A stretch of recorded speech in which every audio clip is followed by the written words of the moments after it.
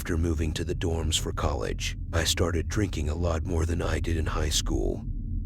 It changed me. During winter break, I came back home to my parents' house to spend the holidays with my family. New Year's was just becoming a holiday that I looked forward to. Since it entailed a lot of partying with other people my age, it was New Year's Eve night. My parents were out at a friend's party. I had my two best friends over. I'll call them Jim and Steve. That was really our hometown squad back then. We didn't have that many other friends that liked to go out. I had them over to drink and hang out while we figured out our plans for the night. Jim apparently was talking to this girl who invited him to a party across town. She told him that we could come too, so that was our plan. We downed a few shots of rum, then polished off a few cans of beer each. And we each were pretty drunk. Jim called an Uber to the address the girl gave him, and we all split it 3 ways. Jim said he never met this girl, but that they matched on Tinder a week ago and that she was really pretty and seemed cool based on her texting style. The Uber driver pulled us up in front of some storage-looking building. This was apparently the address. We were confused. Jim read the address over and we all confirmed on our phones that this building was what came up under the address, before allowing the Uber driver to leave. Jim confirmed with the girl he was talking to that it was in fact this building and not a house. Almost instantly she texted back confirming this. So we all got out from the Uber and then he slowly disappeared down the street. We made jokes about not really wanting to go in and calling the Uber to come back, but ultimately we ended up just going in. We looked for an entryway, and it seemed there was a small door left open with a big guy standing by it. We approached him and asked if this was the party. He nodded his head and pointed in the doorway without saying a word. Pretty sketchy. We walked into this very dark, narrow hallway following a lone ceiling light hanging at the end of the hall. We were getting closer to the sound of the loud rumbling music. We got to the end of the hall and found the opening to, I guess, what was supposed to be the party floor. It wasn't nearly as big on the inside as the outside.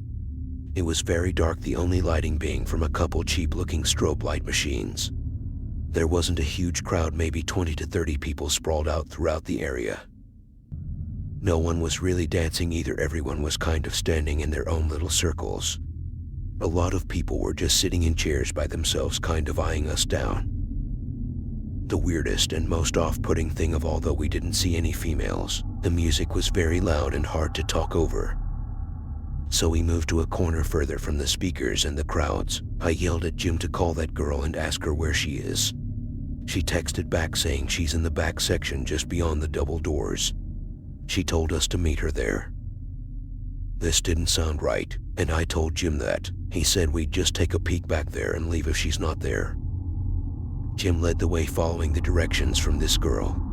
We went through these 2 doors held open by doorstoppers into this dimly lit narrow hall with a bunch of doors.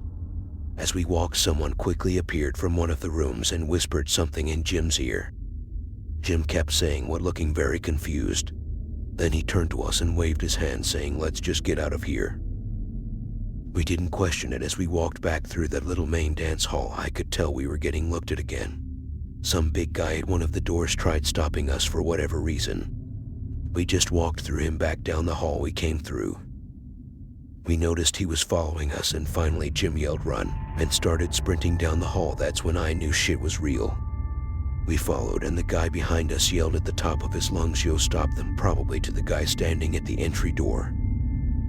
He didn't really make an effort to stop us though. When we ran back out the front door, we ran out of the little parking lot into the closest main road, where we called an Uber again.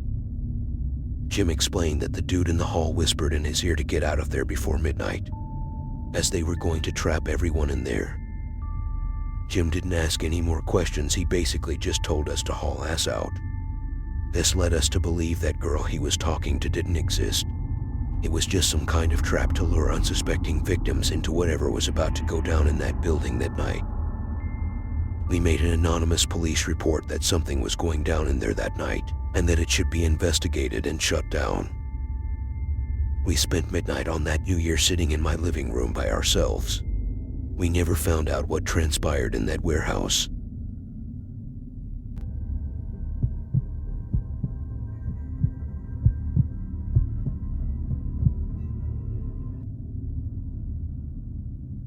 It was New Year's Eve of 2023. My girlfriend and I were hosting a party in my condo.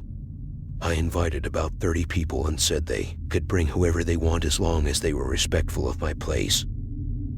As we were setting things up for the party, we kept losing things and then finding them back in the same place a few minutes later.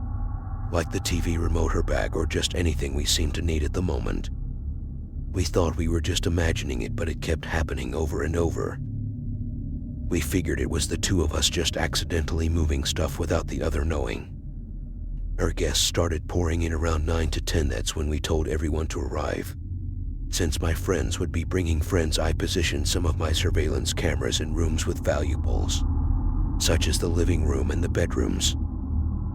By the time everyone was over, things were still kind of disappearing. Like at one point, I wanted to show my friends my new pair of shoes my girlfriend got me for Christmas, and I couldn't find them, and even more, my window was left open in my bedroom.